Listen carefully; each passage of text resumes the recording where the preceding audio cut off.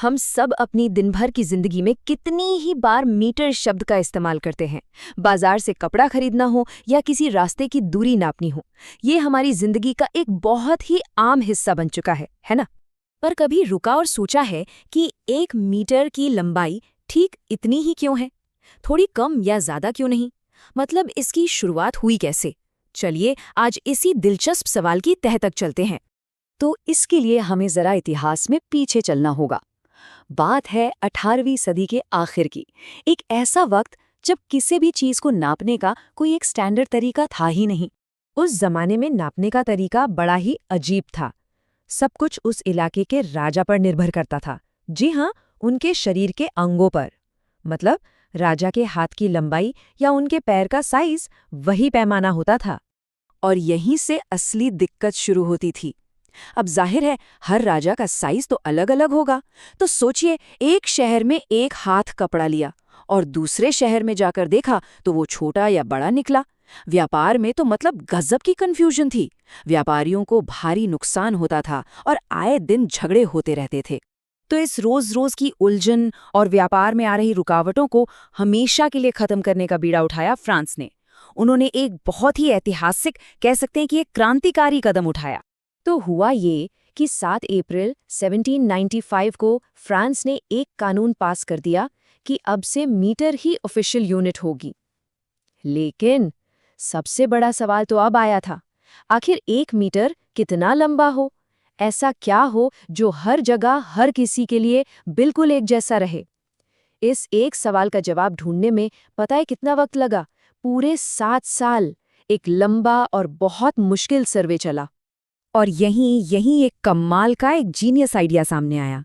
फ्रांसीसी वैज्ञानिकों ने सोचा, क्यों ना हम किसी इंसान या राजा को पैमाना बनाने के बजाय खुद अपनी धरती को, पृथ्वी को ही पैमाना बना लें। ये सोच ही अपने आप में एक बहुत बड़ी क्रांति थी। अच्छा, तो सवाल ये है कि उन्होंने ये किया कैसे?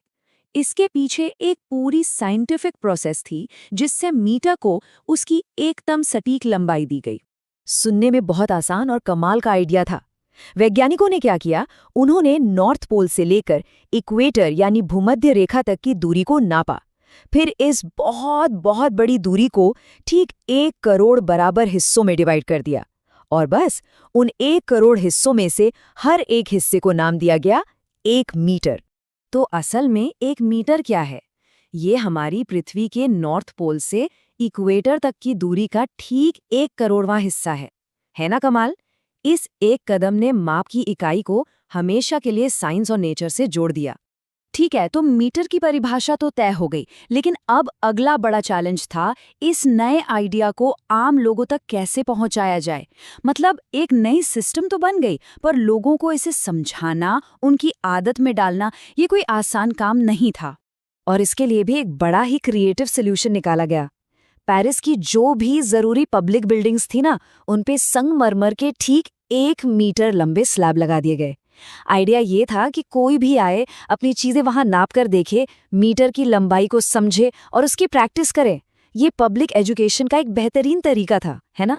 लेकिन वक्त के साथ और जैसे जैसे शहर बदलते गए, इनमें से ज्यादातर ऐतिहासिक स्लैब या तो टूट गए या कहीं गुम हो गए।